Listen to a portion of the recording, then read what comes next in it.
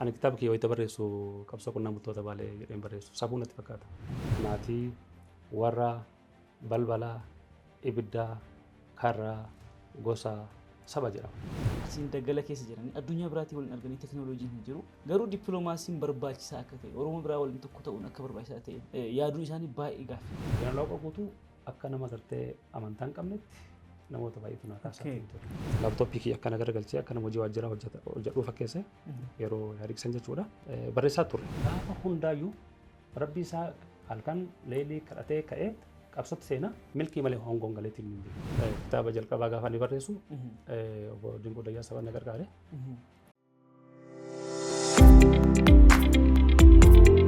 Zaad Podcast.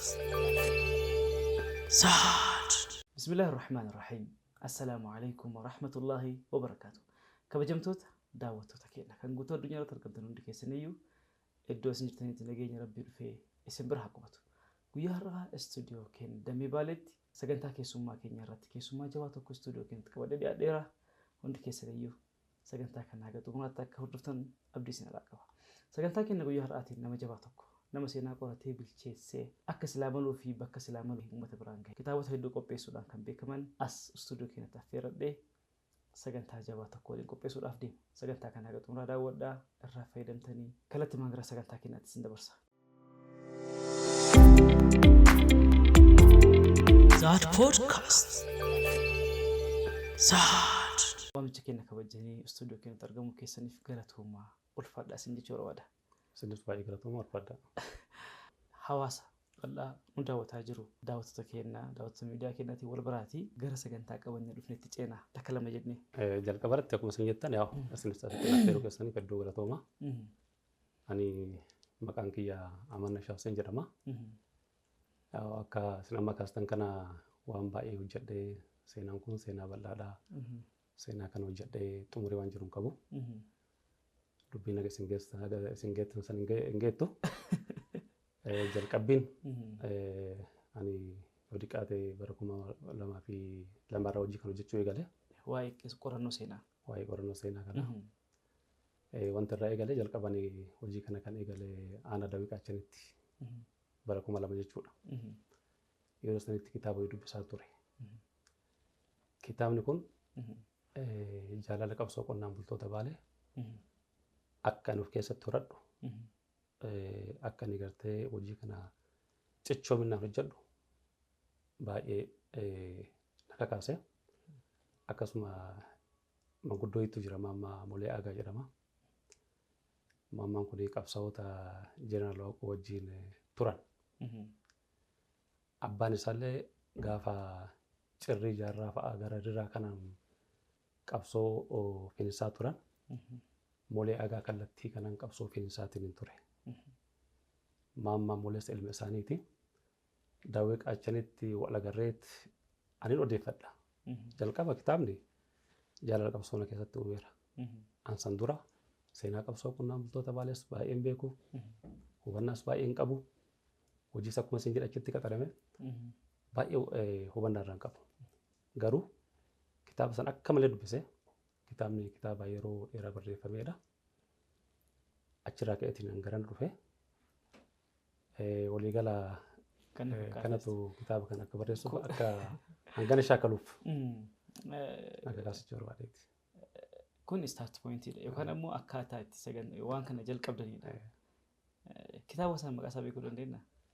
Kan jalqabaa seenaa Jadabsaa Dooti kana na barreesse. No, isin dubbistanii isin keessatti kitaaba ammaaf maqaan dha'u.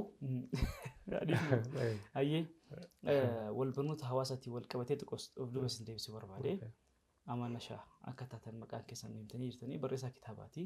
Qorataa seenaati keessattuu seenaa godina Baalee yookaan ammoo gootota Baalee irratti xiyyeeffata qorannoon keessanii iddoo dhaloota keessanii fi akkaataa barnoota keessanii taasisee nuti. Ani dhaloonni kiyya asuma Baalee aanaa Gaarfaa ganda Ambeentuuti.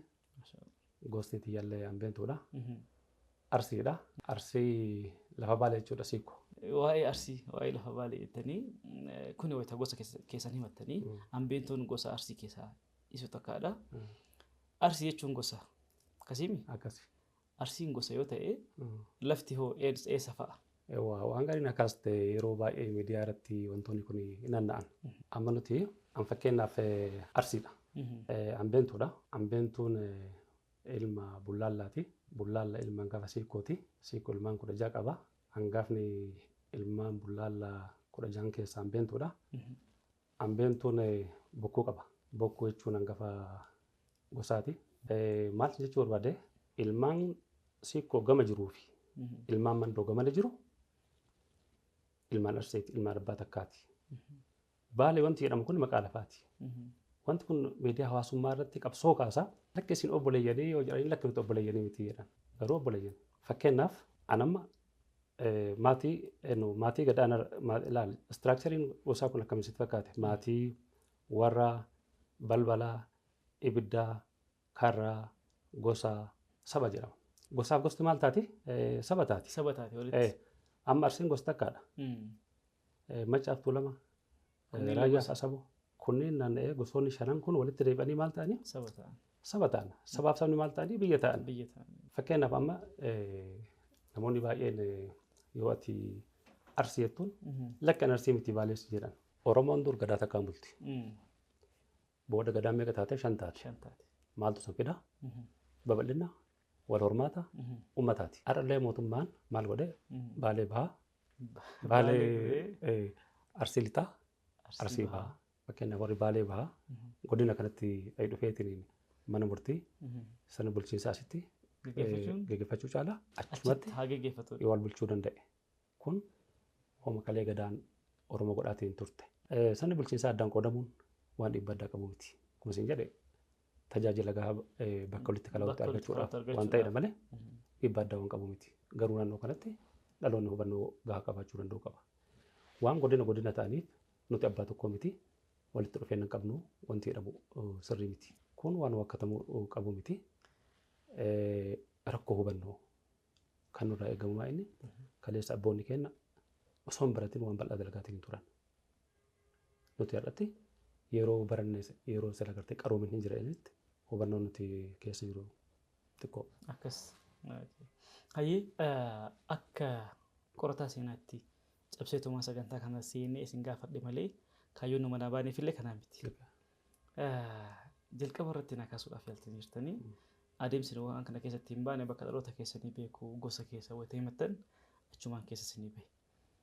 Start pointiin keessan Daawwee Qaachan kitaaba maqaa isaa dhahuu hin dandeenyee fi nama maqaan isaa Maammaa Mulee jedhamu abbaan isaa qabsaa'aa Jeneraal Waaqoo Guutuu walii waggaa hedduu. Jeneraal Waaqoo Guutuu osoo hin ta'in Cirrii Jaarraa abbaa kolonelii Cirrii. Gaafa isaan gara rirraatiin waraana hoogganaatiin turan Molee Agaa immoo gara Dibbee Moleetiin kallattii sadiin waraana yeroo san finiifamaatiin ture. Warra sun qabsoo markeessa warra turedha. Ilmi isaas Maammaa Mulee kun nama gartee Jeneraal Waaqoo Guutuu wajjin qabsoo finiinsaa ture, nama Sumaalee ture, nama gartee qabsoo kana keessatti umurii isaanii fixan jechuu barbaadeeti. Isaanii wal qunnamaa ture, Daawwee Qaachanii qaxarameen wal qunnamaa ture, waliin dubbataa ture, waa'ee qabsoo kana asiin kitaaba dubbisaa ture, asiin gartee isaa wajjin haasa'aatiin ture. Ani eegasii kanumaan guutamee jechuu barbaadeeti. Akka waliigalaatti seenaa qorachuun maaliif barbaachise? Dhaloonni seenaa beekuun maal isaaf godha? Wanni kaleessa taree jira, dabree jira. Of duratti deemuudhaaf guyyaan bor iftaan jira waan ta'eef of dura deemaa jira waan ta'eef waan kaleessaa qorachuun hawaasaan gahuun maaliif barbaachise? Wanni hawaasa fayyadu maa inni? Wanni namticha qoratee fayyadu maa inni?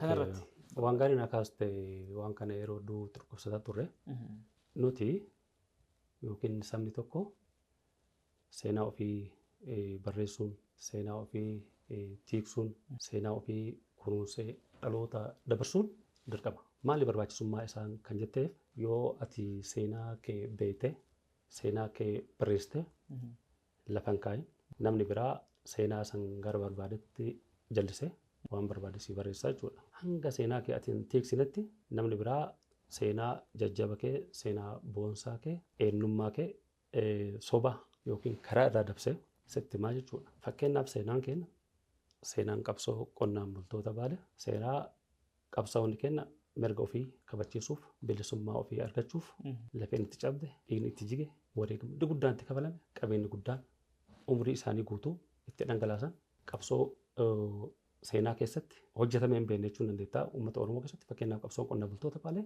mallattoo qabsoo ganama uummata kanaati. Uummata Oromooti.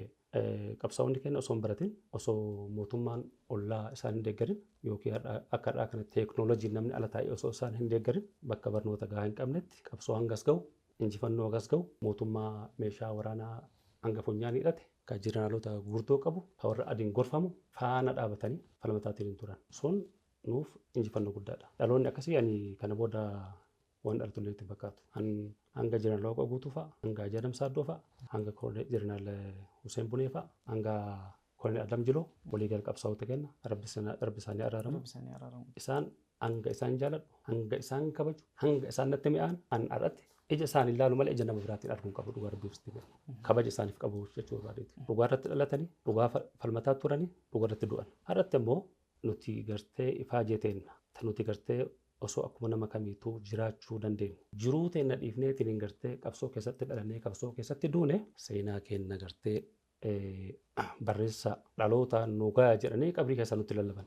Nuti dhaloonni isaan irraa baane irraa dhugaa dubbachuudhaaf namoota barate hedduu qabna. An fedhii jaalala akkuma isin jedhe qabsoo kanaaf qaburraa ka'eeti malee gaaf jalqabaa ani seenaan barannee afaan Oromoo baradhe akkuma isin jedhe gaaf jalqabaa seenaa kitaaba Ajaa Saaddoo barreessuu jalqabe isarraa itti aansee ammas kitaaba biraa barreesse.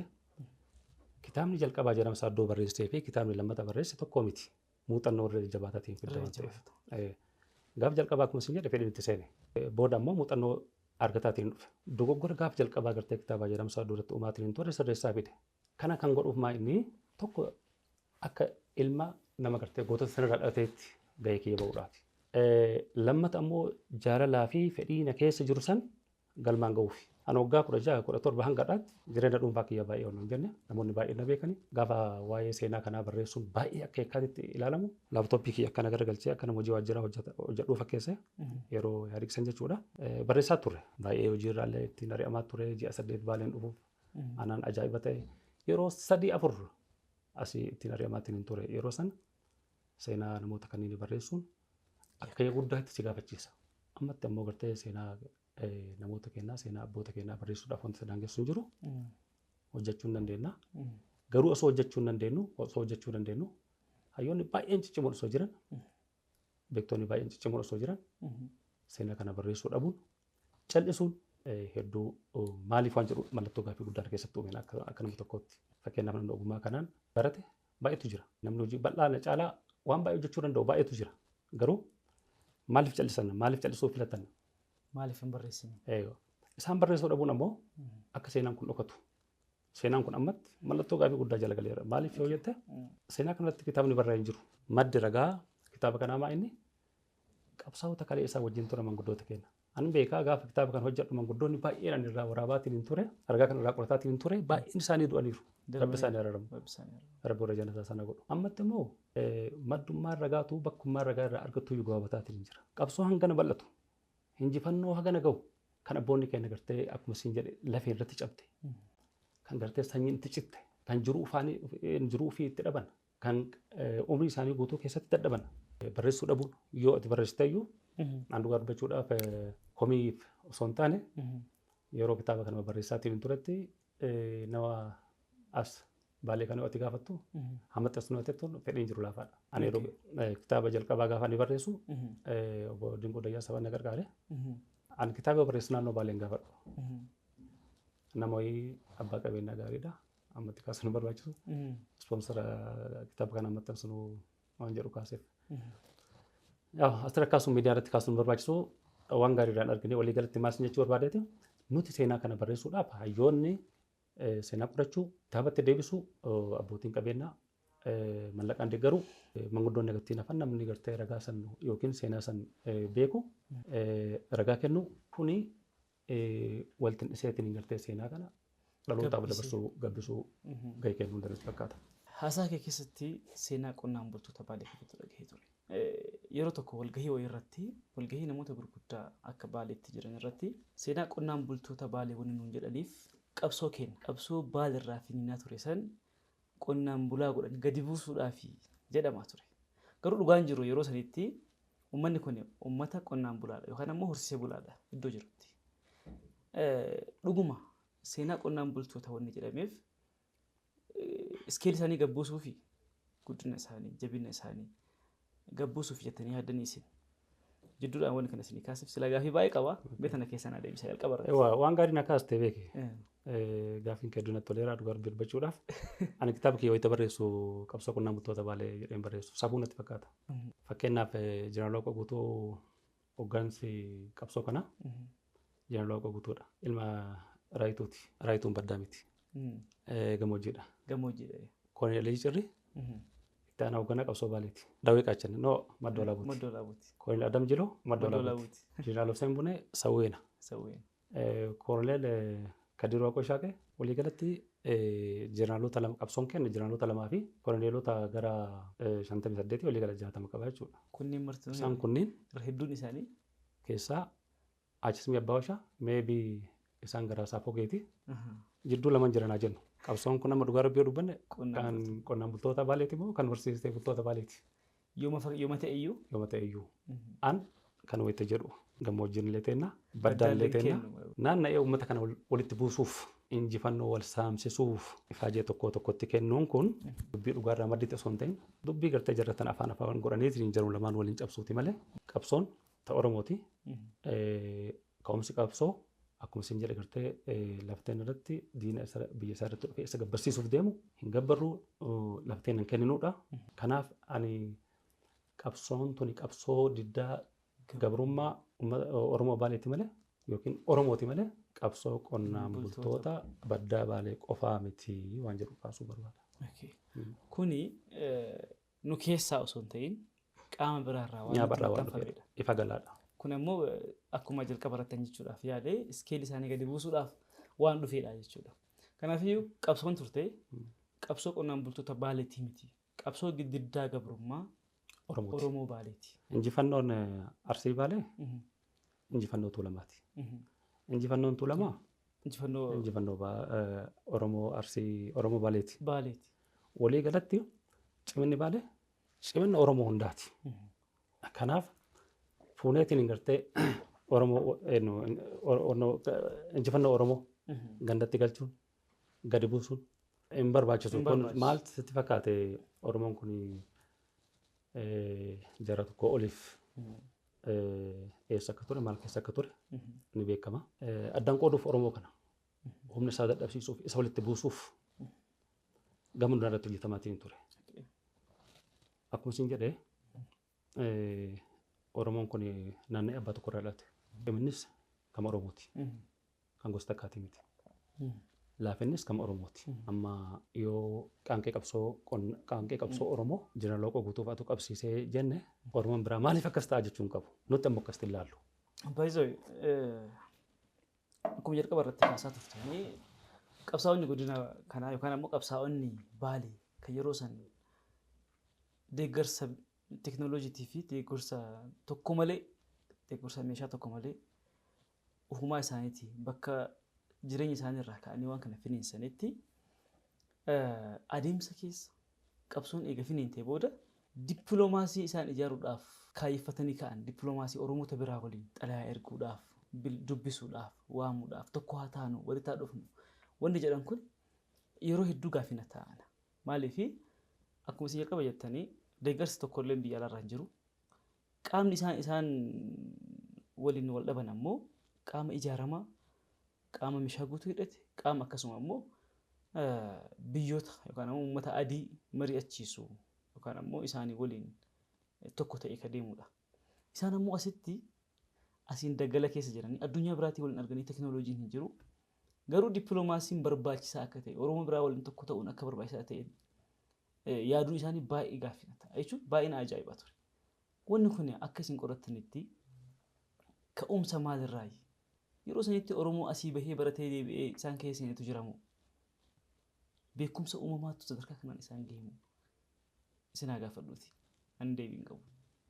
Waan gaariidha wanti ati kaaste. Akkuma jettee gartee uummanni kun qabsoon Baalee bara 1956 kan kaate.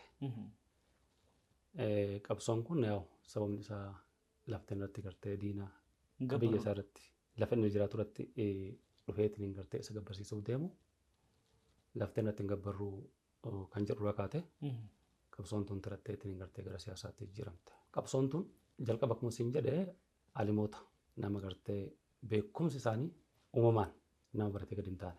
Maaliif kana jedha? Xiinxalli isaan gaafsan qaban hubannoon isaan gaafsan qaban har'atti namni barannee of hin jennu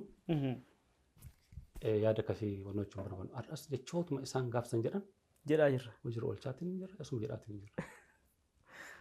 Fakkeenyaaf Jeneraal Waaqoo Guutuu gabrummaa addaan buqqifnaa dadhabnee olumatti guddifnaa yeroo kamiyyuu jechi kun hin moofu. Jeneraal Hussein Bunee jeedala ta'ee waggaa 100 jiraachuurra leenca ta'ee guyyaa tokko aadee du'uunaa wayyaa jedha. Jecha ajaa'ibaati. Namoota kanaan yeroo tokko tokko kan ajaa'iba. Beekumsarraa gara dukkanaa ta'ee deemaatiin hin jirra waan jedhu tundatti mul'ata. Silaa gartee addunyaan tun addunyaa gartee qaroominaati, addunyaa ifaati. Addunyaa waa hedduu mijataati. Amma namoonni baay'een ni barata. Hangas waa uumuu fi hangas waa dhiibuu irratti xiqqoo waan dhaloota sanii gartee wal madaaluutti fakkaatu. An dhaloonni akkasii waan dhalatuutti fakkaatu. Ammas Oromoo kana maaltu na ajaa'ibsitti fakkaate? Uummata Oromoo ofiin baranne jedhan ofii sirna gadaa hangas bal'atu.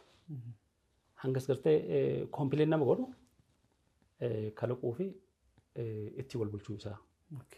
Dubbii kee ati kaasta irratti yoo si deebi'u maaltu ture sitti fakkaate?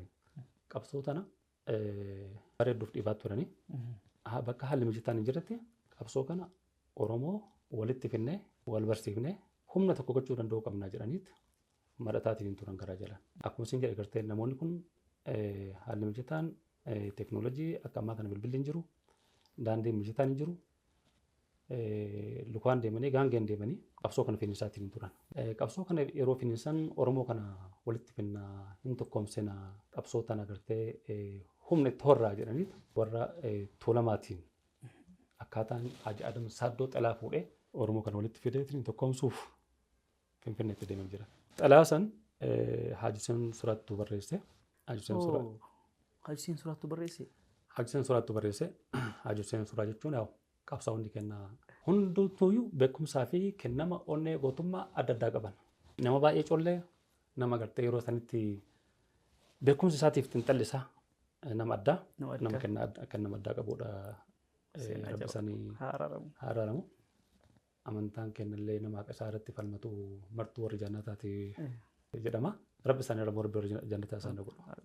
Maal jennaan akka isaaniitiif falmatanii akka isaaniitti du'anii lafa isaaniitti du'anii Oromoo kana walitti finna hin tokkoomsina hanga hin tokkoomnetti mootummaa meeshaa waraanaa hanga funyaanii hidhate gubbaan xayyaaraan fi jala lafoon meeshaa ammayyaan lolu kan injifachuu hin dandeenyu jedhaniiti xalaa qabatanii ittiin deeman.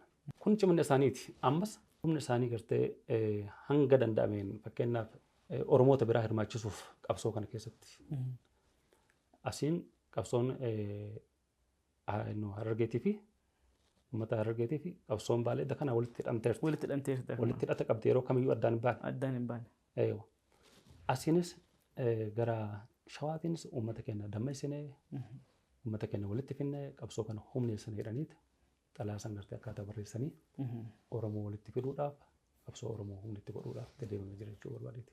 Xalayaa Haaji Adam Saaddoo Finfinneetti ittiin deeman san. Hussein Suraa barreessuu ragaan qabatamanii jira. Asirratti waan gaarii na kaaste maaltu irratti fakkaate amma yeroo wanta kana barreessaatiin turretti namoonni baay'een yaada gargaraa sii kaasan. Fakkeenyaaf namni sadii Waaqa guutuu barreessee wasiin jedhe hanga wanti barraa'ee qabatamaan hin jiretti namni biraa immoo namni 5 Haaji Hussein Suraattuu barreessee wasiin jedhe kan Haaji Hussein Suraa san fudhatta. Kan 5 fudhatta. Qorannoo keessatti maaltu kana taasisu fakkaate wanti barraa'ee hin jiru. Akkuma isin jedhe gartee namoonni kenna harka mirkanii hin ta'uun alatti wanti ani barreessee sirrii jedhaatiin hin jiru. Kan amma jedhu sirrii jedhaatiin hin jiru garuu hanki caalmaan garas akeekaa ammaaf san fudhee namoonni baay'een sanuma jedha. Kanaaf sanumatu barreessee waan jedhamutu ka'ee jechuu barbaade. Kitaaba Hussein Suraa dhaqqabee ture dubbisees ture seenaa dhuma isaa irratti yookaan ammoo jidduu irratti isaa ta'u akka Waaqoo guutuutiin fa'aan walitti hidhata qabanis dubbisaa ture.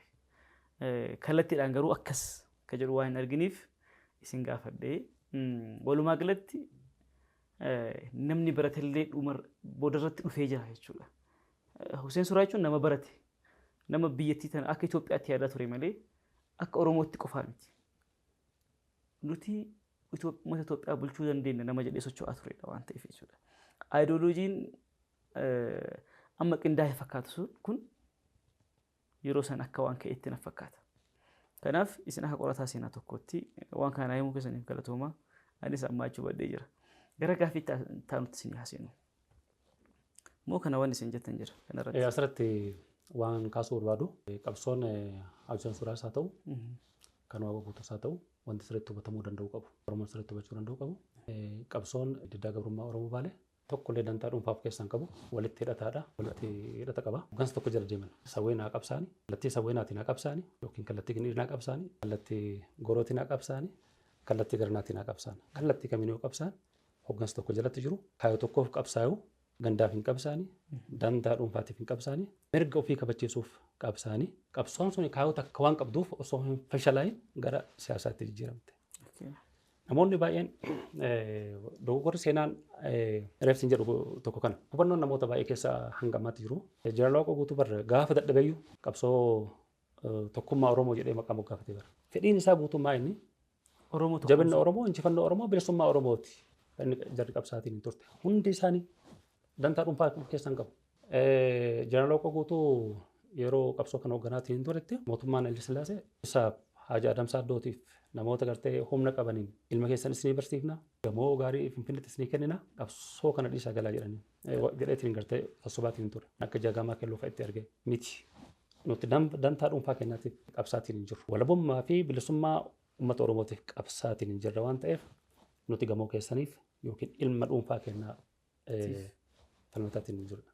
Haaji Adam Saaddoo barra osoo takka jedhu akkasii hima hanga uummanni kun jajjabaa fi kaayyoon isaanii tokko ta'ee fi wal dhaga'uu fi wal faana deemu fi hawwiin isaanii Haaji Adam Saaddoo ati jabaa taate amantaan osoo adda siin qoodin ilmi Oromoo ilmi kaayyoo qabu hunduu ilma kiyyaadha. Achittiositti dhufu mataa si qaqqabii ati maal hojjetta hin daldala hin bardhootetti beekasi jedheetiin dhungatee ati biraa deema hanga si jajjabeessan jechuu barbaadeeti maalirratti barnoota irratti. Kanaaf kaayyoon isaanii kaayyoo takka wal jala deemanii qabsoon ta'e baluuti wanti inni jiru jechuu barbaadeeti. Walitti qabnan walitti qabnan. Ayyee. Yeroo hedduu akka dhagahutti istiil haga ammaatti waan dhagahu tokkotu jira. Yeroo hedduu yuunivarsiitii gurguddaarraa biyya keessas biyya alaas namoonni gurguddaan riisarchii isaanii walitti dalaganii yeroo qabsaa'ota Baalee irratti riisarchii dalagan agarra.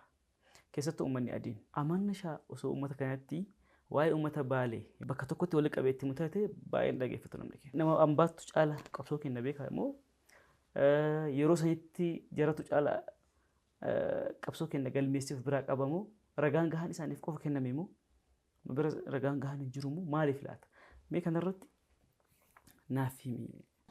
Waan gaarii kaaste maal jennaan ani yeroo kitaaba kana hojjetaatiin hin turetti namoota baay'ee wal quunnamaa ture. Fakkeenyaaf ani kitaaba kana yeroo barreessu loqonni itti fayyadamillee loqoda naannoo kanaati. Ani xalaallee barreessu kitaaballee barreessu loqoda biraan fayyadamu. Nuti akkuma tokkummaa qabnu garaagarummaas qabna. Garaagarummaa aadaa qabna. Ilma abbaa tokkos yoo taanu fakkeenyaaf jechi Arsiin Sikoo Mandoo Gamaatii fi Mandoo asumattuu Arsiin abbaa tokkootu loqoda garaagaraa qabaachuu dandeenya. Loqoduma sii fayyadama. Kanaafis ammas ragaan irraa fudhachuudhaafis barattoonni yuunivarsiitii eebba waraqaa isaaniitiif yeroo baay'ee yeroon akkasumas maastarsii isaanii hojjechuudhaaf namoonni baay'een quunnamu. Garuu waan amma kaaste keessatti namoonni keenya gartee beekamtii olii kennuu caala mogolee ol buusu si dhageeffachuu caala fakkeenyaaf uumamaan akka agartee keessattuu uummata adii fi gurraacha adii waan ta'eef waan baay'ee si caala beeku gurraacha waan taateef ammoo hanga isaa akka waan hin beeknetti akkaataan uummanni keenya kun uumamaan akka waan keessa jiru natti fakkaata. Kun beekamaadha. Garuu asumattuu ammatti kan jiru beekumsa guddaaf yookiin waan baay'ee beekuuf ifaajuu caala waan xiqqoo wajjin dhama'uun nama kennaa ammatti baay'ee mul'ata. Fakkeenyaaf seenaa qabsoo qonnaan bultoota Baalee waan keetii qabeenya keetii beekii barreessii dhalootaaf kaayii atuu beekii yoo ta'e qophaa'ummaan dhaloota bira jiru waan baay'ee gaaffii guddaa natti ta'a. San caalaa ati amma seenaa tokko hojjechuudhaaf yoo xiqqaate waggaa 2 si barbaachisa. Waan kana gartee waan hojjette kana mee uummataaf dhiyeessaa jetteetiin gartee osoo galma abbaa gadaatti guyyaa guutuu lallabaa ooltee namni 5 siin dhufu. Dhugaadha samus jedhama. Sirba laaftoo yoo baaste yookiin fiilmii yoo asitti agarsiisette namni nafu gaaffiin guddaan kiyyaas tokko kana. Kun ammoo rakkoo guddaadha. Waa dubbisuu dhabuun. Nuti gaafa nuti miidiyaan kun moobaayilii kun teekinooloojiin kun babal'atte dura namni waa dubbisa. Kana caala fooyyee qaba. Ammatti ammoo waa dubbisuu dhabuun. Aappii garagaraa buufataniitiin gartee waan hin malle wajjin yeroo isaanii gubuun kun ammoo dogoggora guddaadha. Kallattiin itti deemaatiin jiru hubannoon nama keenya keessatti ammatti mul'ataatiin jiru. Xiqqoo waan hedduu nama yaachisudha. Keessattuu waan teekinooloojii wal qabate dhaloonni gara deemaatiin jiru jedhu kanarratti osoo bal'inaan akka mootummaatti hojjetamee baay'ee natti tola. Baay'ee bareeda ture. Jalqaba irratti wayita sagantaa kanatti seennu seenaa maaliif barbaachisee beekuun maaliif barbaachisee irratti yoo seenaa kan hin beekne namni akka barbaadetti gara barbaade garagalchee injifannoos yoo barbaade kan ofii godhee siif dhiyeessuu danda'a jennee kaasne ture. Ammallee sodaan kiyya yeroo itti namni ofii wal dhagahuu as keessaa ragaan gahaan bakka jirutti odeeffannoon gahaan bakka jirutti kitaabni barreeffame osoo jiru namni asitti qoratee qabatu osoo jiru qaamni biraa adiin riisarchiidhaaf dhufee biyya kana wayita dhufu isa dhagahuudhaaf gurra wayitatti bantee teettutti namni suni qaamni suni seenaa san gara barbaade garagalchee gara fedhe garagalchee gurra hawaasa kanaa buusee injifannoo tokko tokkotti kenne injifannoo tokko tokkoon galmeessee akka seenaa kana jijjiirradha kan sodaadhu. Maaliif gurri namni dhagahu garas dhagaha waan ta'eef isinillee gara keessaniin asumaan waan isin fidhamu yoo jiraate haga dandeettaniin yeroo yeroodhaan hawaasaan wal qunnamuu amma sooshaal miidiyaaleen turee jira karaa feesbuukaatiin karaa tiiktookiitiin seenaa hawaasa kanaa barsiisuu hifachuun qabdanii dargaggeessi shamarran guddaa xiqqaan lafataan osoo hin jirre qilleensa irra ka'ee jiru ol bahee jira odeeffannoo sachirraa fudhata even islaamummaa amantii islaamaa fatawaa namni achi gubbaa fudhataa jira yeroo kana isin hin jedhu ammoo namoonni waan kana sirnaan beekan quba qaban baratanii barnoota qaban qoratanii qorannoo harka qaban bakka namni irraa waa fudhataa jiru kanarratti odeeffannoo sirrii ta'e kennuu qabanidha yaaddi kiyya. Kanaaf isinillee haga danda'ameen hawaasaa wal bara hawaasaa wal quba qabaadhaa. Kitaabni keessan namoota baay'ee bira jira namni baay'een isin beekaa kun garuu gahaa miti. Sagalee keessan dhaguu qabaa haasaa keessan dhaguu qabaa odeeffannoo keessan gahaa qabaachuu qabaa. Even isa birallee wanni jiru waan jiruuf gaafii isin gaafachuudhaaf namni hedduun qophiidha. Waa'ee qabsoo baaliin keessatti finiinaa ture jechuudha. Maalii fi burjaajjiin gamaa qabanan irra hedduun seenaadha akka dhufeen odeeffannoodhaan haasa'aan daddarbaa dhufee malee barreeffamaan miti. Even hin barreeffame yoo jedhamee kakaahamu taate uummata biraatiin barreeffame malee uummata kanaa waan hin barreeffamaniif haga danda'ameen uummata kanaa waliin kominikeet gootanii wal agartanii amma osoo karaa miidiyaattis dhuftanii waan jiru hubachiistanii jedha yaada kiyya. Maal jettan isin kana irratti? Kunis anis yaaduu kiyya. Waa'ee kanatti namoota baay'een waliin dubbataa ture. Akkuma isin jedhe obbo Lammaan Itoophiyaa wayinatti lanee suusnoo jedhe. Akkas jedhee ture. Anaafis qabsoon diddaa gabrummaa uummata Baalee qabsoon Oromoo qabsaa'onni Oromoo seenaan uummata keenyaa anaaf araada sani naaf kee keessa jira. Jireenya dhuunfaa kiyyaa caalaa ifaajee isaanii santu nutti mul'ata. Ifaajee isaanii sana immoo kunuunsinee dhaloota dabarsuu dhabuun osoo nuti jirru seenaan sun deemimmisuu qofa osoo hin taane gara baduutti deemu. Gara baduutti deemu. Kitaabni ani barreesse gahaadha hin jenneen hanga nam tokkoo gahee kiyya bahe malee ifaajee guddaa si gaafata. Piroojeektii guddaadha. Namoonni caalaa beekumsa guddaa qabanii jiru. Hirmaachuu qabanii yeroon dabaraara waan ta'eef namoota baay'ee wal qunnamee waliin dubbataa turre namni si dhaggeeffatu baay'ee jiru. Garuu itti gaafatama seenaa jalaan baanu. Sarreetti wanti irra deddeebi'eetiin dubbadhu. Carraa kana namoonni baay'een rakkoo hamaa keessa akka jiru ani gartee osoo inni jiru osoo ati jirtu osoo ani jiru osoo beektoonni hedduun jiran raajeen abbaawota isaanii seenaan qabsoo kanaa dhokachuun baay'ee rakkoo guddaadha. Dogoggora kana jecha ittiin ibsutu natti hanqata dhugaa rabbi dubbachuudha. Hanga fedhe haa baratu, hanga fedhe haa beeku, hanga seenaa abbaa isaan barreessinitti hanga seenaa booda isaan barreessinitti barachuun isaa hiika wallee waan nu qabatti fakkaatu. Baay'ee itti dhagamuu danda'u qaba nama keenya. Keessattuu biyyoota baranneeru kana baay'ee itti dhagamuu danda'u qaba. Namni seenaa hin qabne, namni seenaa ofii hin barreessine, namni seenaa ofii hin beekne duubeen isaa maal taati waliif hin barbaachisaa miti. Nuti hanga seenaa qabsoo diddaa gabrummaa uummata Baalee ciminni qabsoo sanii dhugaa rabbii dubbachuudhaaf namootas waan hagas ga'u san hojjechuu waan danda'u nutti hin fakkaatu. Carraa akkasiis hin argannu. Gootummaa akkasiis hin qabnu. Waan san silaa barreessinee ittiin boonuu danda'uu qabna. Dhalootaaf kunuunsinee dabarsuu danda'uu qabna. Addunyaa barsiisuu qabna. Addunyaa barsiisuu danda'uu qabna. Seera barnootaa keessa galchinee ittiin barsiisuu. Hanga seenaa hagas ga'uu hin barreessinetti barachuun keenya hiikni isaa naan galu. Laakiin kee guddaan asi. Namoota baay'ee yoo ati wal qunnamtu sin dhageeffatu. Ani yeroo tokko anatti dogogguraadhaaf hin jira beekan. Anatti dogoggoree namni baay'een waa'ee kalootti kaasuu maaliif hin dhageenye. Seenaan kun seenaa isaatii miti. Fakkeenyaaf ani namoota baay'ee wal qunnama. Jeneraal Waaqoo guutuu akka nama gartee amantaa hin qabnetti namoota baay'eetu naa kaasaa ture. Jeneraal Waaqoo guutuu aalima. Nama gartee halkan leelii yoo hin salaatin qabsootti hin deemu. Ammas Jeneraal Waaqoo guutuu jechuun nama qabsoo duuba taa'ee badhee qabsoo hogganu osoo hin taane nama qabsoo dura deemudha. Gaafa hundaayyuu rabbi isaa halkan leelii kadhatee ka'ee qabsootti seenaa milkii malee hongoon galeetiin hin beeku. Kan ammoo Jeneraal Waaqoo guutuu jajuu osoo hin taane dhugaa seenaan addeessuudha. Kanaaf wanti ta'u malumaa inni dhaloonni hayyoonni warri ofiin jedhan ani waan xiqqoo barreesse isaan gartee umurii isaanii guutuu qabsoo kana keessatti fixanii ani waan muraasa barreesse akka waan guddaatti barreessetti hin kaasu caafii waan xiqqoo tuqe waan bal'atu hafa namoonni seenaa san beekan baay'een isaanii asirraa deemaniiru hangatti hafan osoo barreessinee dhalootaaf dabarsinee kan gochuu dhabuun keenya dhaloota ammaa biratti seenaan kun baay'ee mamii ta'eera. Ani dhaloota ammaa biratti waa'ee qabsaa'ota nama kaasuun agarre. An gaafa jalqabaa naannoo 2002 magaalaa kanatti galee durre akkuma isin jedhee daawwii qaachan ture. Ayi dhufe eega dhufe suuraa qabsaa'ota kanaa hunda natu walitti qabe. Miidiyaa dura dhaabbadhee hawaasni anatu walitti qabe kan jedhu haa dhiyaatu. Suuraa kana hunda maatii biraan fuune maatii hundarraa fudhatan. Gurbaa tokko Fiqaaduu jedhama mana maxxansaa qaba. Baakgiraawundii isaa sanis natu gartee halluu garaagaraatiin faaye. Bilaakii ture baay'een isaanii suuraan qabsaa'ota yeroo sanii maal ture? Bilaakii.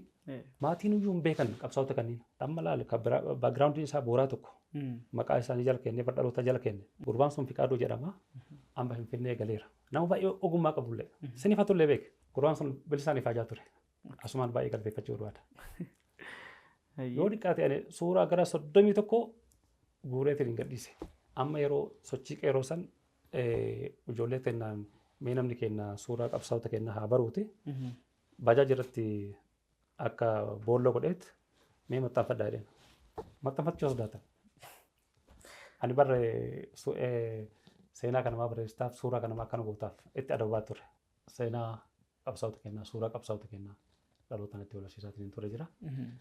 Hangaafa jalqabaa kitaaba 2003 irraa hanga waggaa 8 akkasii hojjetaatiin ture. 2010 dambalitti eebbise. Gaafsan peejii 161. Ammatti ammoo gara peejii 260 akkas barreesse. Hin maxxansinoo jettee nama tokko argattu. Kun iddoo abdii isin barsiisaa akka hojii kanas hin hojjenne. Hin dhiisaas akkas hin jenne ammoo akka reef jennee gartee ana keessatti margeera. Ani hojii kamiyyuu jireenya dhuunfaa kiyyaa caalaa kanatti xiyyeeffadha. Kan hojjedha. Kanaaf walii galatti dhaloota kanaa wanti dhaamu siidaan guddaan injifannoon yookiin qabeenyi guddaan nuti har'allee burullee ittiin booruu dandeenyu seenaa qabsaa'ota kennaati. Kanaaf uummata gartee haala mijataa tokko malee qabsoo san qindeessee lubbuu itti horee osoo du'an sodaatiin hangas falmataatiin hin ture. Hangas itti miidhamaatiin hin ture. Seenaa hagas ga'u gartee achi ganneetiin hin taa'u. Tokko seenaa san xiqqeessuudha. Faajii abbaa ofii xiqqeessuudha. Eenyummaa ofii xiqqeessuudha. Of tuffachuudha. Kan adda baaseetiin ilaalu. Gaheen dubartiin qabsoo san keessatti baate. Gama hundaan gaafa abbaa warraa isii du'u. Gaafa ilmi isii du'u. Ilmi kiyya hin duune har'a dhalate ta'e ilfatti. Ilma isaa dhalate. Kabajaa fi antummaa qabsoo saniif qaban irraa kutannoo qabsoo saniif qaban irraa ilmi kiyya har'a dhalate gaafa ilmi isii du'u jettii bara. Gaafa ilmi isii qabsoo keessatti wareegamu yookiin abbaan warra isii qabsoo keessatti wareegamu ilmi kiyya har'a dhalate ta'e ilfatti. Hangana kutannoon qabsoo san keessatti ture. Kutannoo qabsoo hagas ga'u san xiyyeeffannoo dhabuu kennuu fi dhabuun kenna. Nuti nama akka taane xiqqoo osoo hin taane osoo bal'isnee of laalle osoo dhaabannee of laalle dhaloonni ammaa uma jedhu san jabeesseetiin dhaamuu barbaada. Ajaa'iba waan gaarii dhaamtanii wallaahi yoo dhaloonni dhagahu jiraate dhagahees ammoo kan hojiitti jijjiiru jiraate dhaamsa jabaadha dhaloonni dhageeffachuu qaba jedhee yaada. Gaaffiiwwan takka lama jedhee isin gaafadhee sadarkaa kan argee jira. Maartiin Luuter King natti fakkaata. Ati waan hojjettu of dheessitumaan na arge dhiisiti of dheessitumaan hojjedhu jedha. Gaafa wanti ati hojjette waan uummata fayyadu ta'e innu tulluu dheeraa ta'e ofiin of mul'isaa jira. Namoonni hojii muraasa hojjetaniit garee ijaarratanii garaa gamanaa agartee waa hafsanii gubbaan isaanii gaaniit mul'atan baay'eetu jiran. Anammoo kaayuu keessa hin qabu. Namoonni itti kalaan namoonni baay'een ni beeku. Yoo wanta hojjedhe waan uummata fayyadu ta'e inni of mul'isa. Ani of mul'isuuf hin qabu jedhee akkasitti of hin agarsiisa. Kitaaba kana hanga kana barreessee gahee kiyya bahuudhaaf hin gammada. Kan lammataa immoo ijoollee fakkeenyaaf ilmaan kiyya aggaarii barsiisaa ture. Halkan hin qochiisaa guyyaa mana barnootaatiin walitti dhufeenya ni qabaa. Barsiisota tokkoon wal qunnamaa. Mana barnootaa gaarii jedhamutti fakkeenyaaf mana barnoota Firaansii beekan anaaf abbaa galataa guddaadha. Carraa kanaan abduu Hajimamaa baay'ee galateeffadha. Nama baay'ee na gargaaraa tures yaadaanis waa hundaanis. Ani ijoollee jalqaba sadiin jalqabaa taawwalaas qajeelatti milkaa'ee faarmaasiidha. Faarmaasiin eebbifamtee amma heerumtee haadha bultii taateerti. Maashaallah akaakayyuus taatee. Akaakayyuus argeera.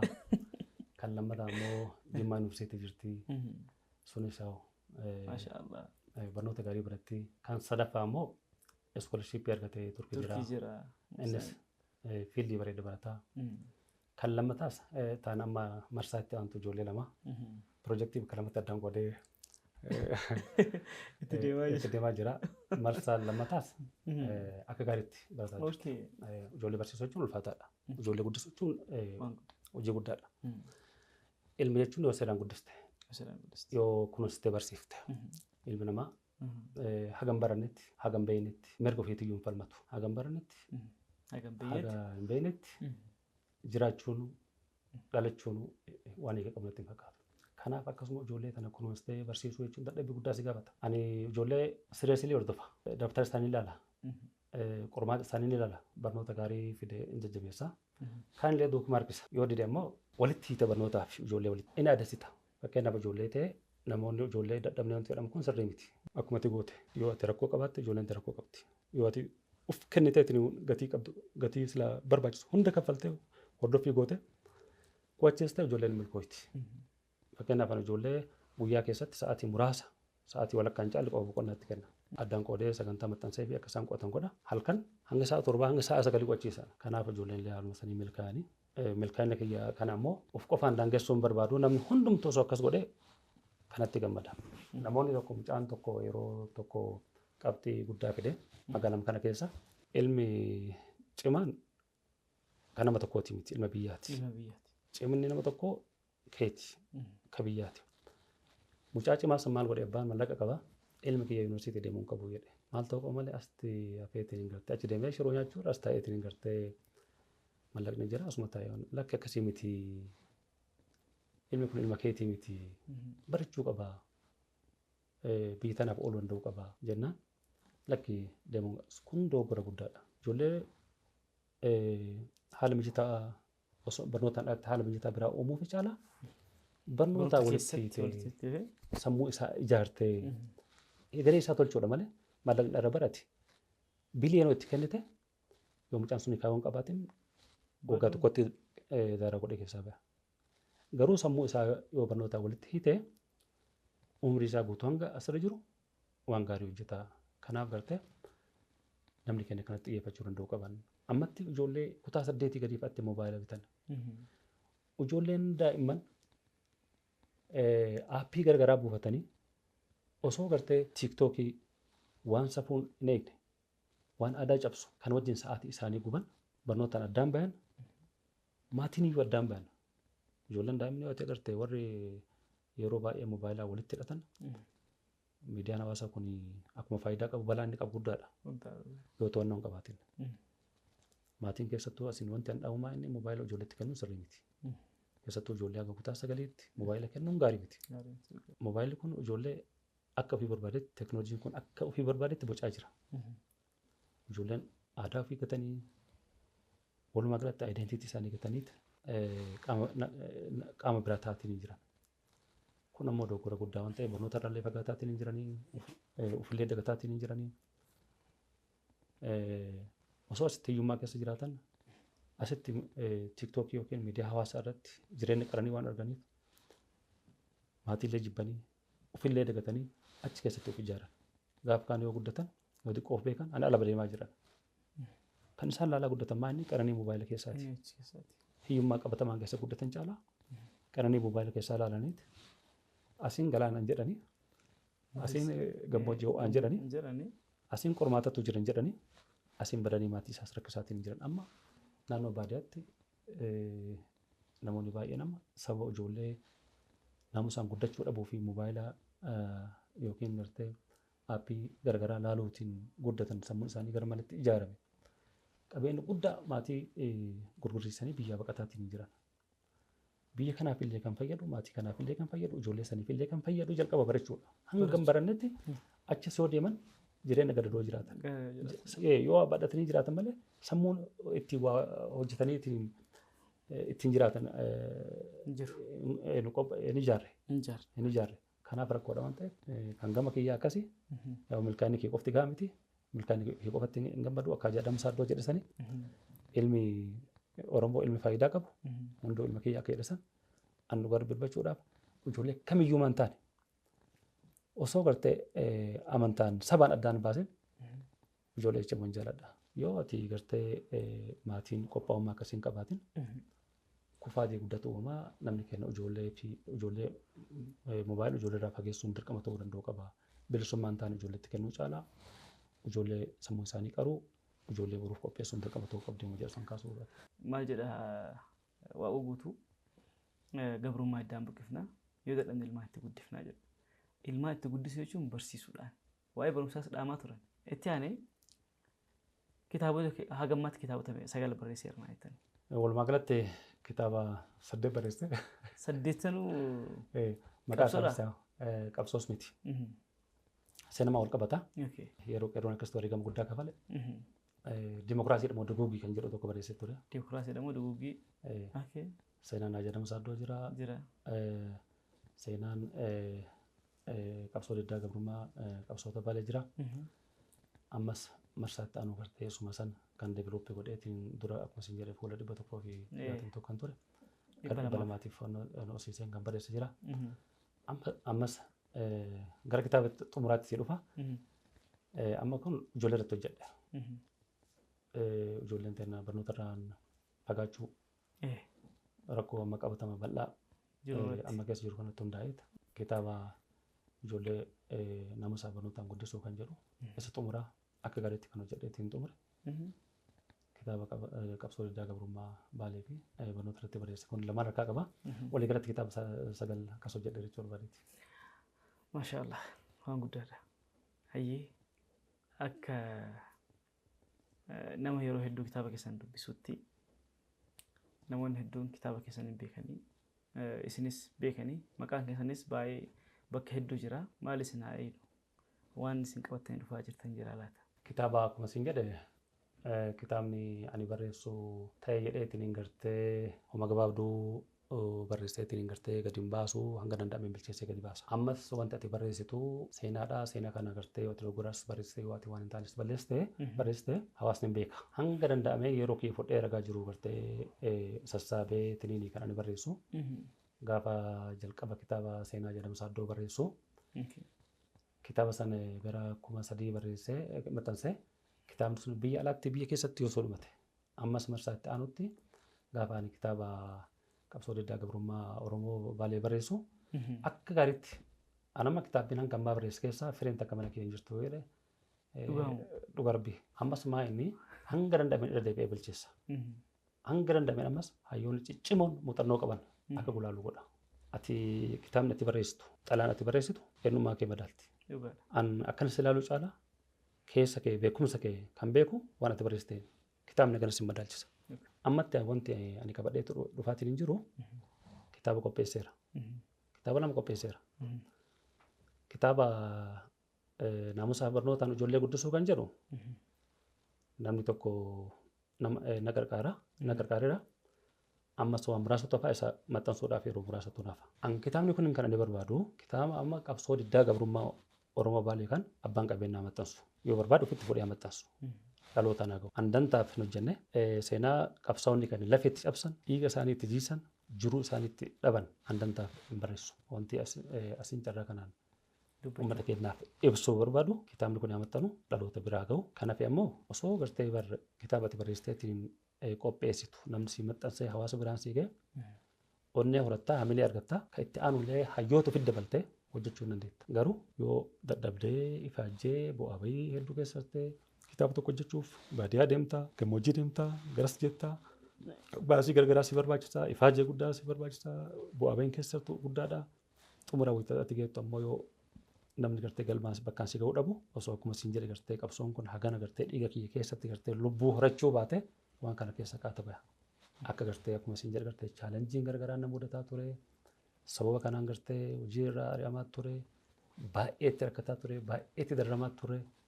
Dararaan kun ammoo edamni rakkoo kana anaaf ijoollee tiyyaan bu'aatiin ture. Garuu akka dhiiseetiin hin biraan deebine waan kiyya. Eewwa. Kanaaf ammas wanti ani jedhu kitaaba kana. Yookaan abbaan qabeenyaa tokko ofii fudhatee soft copy isaa guutuutti kenne akka inni maxxansee hawaasa biraan gahu. Kanaaf kan gartee akka maxxansan uummata kanaan gartee hawaasa keenyaan gahu fedha. Hayyee hawaasni dhagahanii jiran jedhee yaada. Namni viidiyoo kana dhageeffattan agartan sheera waliif godhaa hawaasa bal'aa biraan gahaa. Kitaabni haa maxxanfamu, seenaan haa baratamu, haa qoratamu. Kitaabni sun bahee qophaa'ee hawaasa bira gahuun tokkoffaa isaaniif ergaa isaanii bakka barbaachisu gahee jira. Seenaan baratamee jira. Akkasuma immoo hojii biraatiif itti gaafatamummaa biraatiif ammoo isaan qopheessa waan sanii olii ammoo isaanis akka baasaniif. Hayyoota kana booda qorannoo kana gaggeessaniif ka'umsa ta'a. Ka'umsa ta'a addeedha. Asirra dhaabbatanii waan dabalamoo qabutti dabalaa waan dhisuu qaban hir'isaa kitaaba kana cimsanii gara fuulduraatti. Gaaffiin dhumaatoo baay'ee jira ture silaa. Isinis na ofolcha hawaasnis na ofolchuti. Dhumarratti namni isin galatooffattan jira. Adeemsaa gammaa adeemaa turtan keessatti qorannoo keessattis haa ta'u jireenya keessatti namni lafee dugdaa isinii ta'e gamtaadhaanis maqaadhaanis dhoytanii nama galatoofachuu qabdu yoo jiraate galatoofadhaa carraa isinii kennuu barbaade. Jalqaba irratti galanni kee guddaan rabbiin na uumeef fayyaa naa kenneef akkan hojii kana hojjedhuuf asiin nagaya galata guddaa galcha. Alhamdulillah. Itti aansee qabsaa'ota keenya walabummaa fi bilisummaa nuuf jecha gatii guddaa kafalaniif galanni isaanii olaanaadha. Sadaffaa irratti namoota yeroo gartee bu'aa bahii kan keessa tareetiin kitaaba hanga ammaa nama maxxansaatiin hin turan ulfinni isaanii guddaadha. Ammas maqaan dhabu walumatti namoota gartee deeggarsa gargaraa taasisaatiin turan baay'ee galateeffadha. Xumuratti ammoo isin warra dhamameetiin gartee naaf feereef kabajaa fi ani ulfinni isiniif qabu olaanaadha. Kan caalaa ammoo gaafa eebba kana bira tartaniitti hojii kana babal'istan isinis akka gartee humna nuu taataniit seenaan kun gartee walitti qabna. Waan guddaa hojjennu abdii qaba. Isinillee ammoo akka kana caalaa guddattan yaada muraada keessan akka gartee rabbi bakka isinii gahu. Rabbiinis isinii kadhanna. Inshaallah. Namni hundumtuu ilma gaarii namni qalbiin nama waan hunda jettuuf asumaan gartee milkaa ulfaadhaa isinitti barbaada. Amiin galatuumaa ulfaadhaa irra deebiidhaan sagantaa keenya irratti hirmaattanii hayyama mataatanis argamu keessaniif irra deebiidhaan galatuumaa ulfaadhaa amma achis qalamni keessan haa mirgu seenaa barreessuu itti fufaa horachuu itti fufaa isin waliin jira yoo rabbi fedhe haga danda'ameen humna kennaan meeshaa qabnuun muuxannoo qabnuun wal bira jira yoo rabbi fedhe galatuumaa ulfaadhaa. Ulfaadhaa agatti hafteenis umrii nama deemeera. Umrii deemtu tanaan kan umrii dargaggummaa ifaajaatiin hin ture agatti hafte waan biraarra oolchu tanumarra oolcha. Isinis yaa ilma kenna qabeenyi keessan ogummaan keessan kenna akka nuti innistanii waliin hojjennu abdii qabna. Irra caalatti isinis nu milkaa'aa isin jaalanna nu jiraadhaa jechuudha. Anis baay'ee isin jaaladha galatuumaa ulfaadhaa. Kabajamtoota daawwattoota keenya. Turtii jabaa, turtii cimaa ta'e akkasuma immoo ergaa bareedaa of keessaa qabu seenaan dhageenyetti dhageenye akkasuma immoo chaalenjiiwwan qorannoo seenaa keessatti jiran irraa dhageenye keessumaa kenna obbo Amannashaa waliin kana fakkaata turtiin kenna. Galatoomaa ulfaadhaa waan haga dhumaatti sagantaa kennaa waliin turtaniif jechuudha. Sagantoota biraa torbaan itti aanu keessummoota biraa qabadhee akka dhufutti galatoomaa ulfaadhaa. Wassalaamu alaikum warahmatullahi wabarakaatuh. That podcast.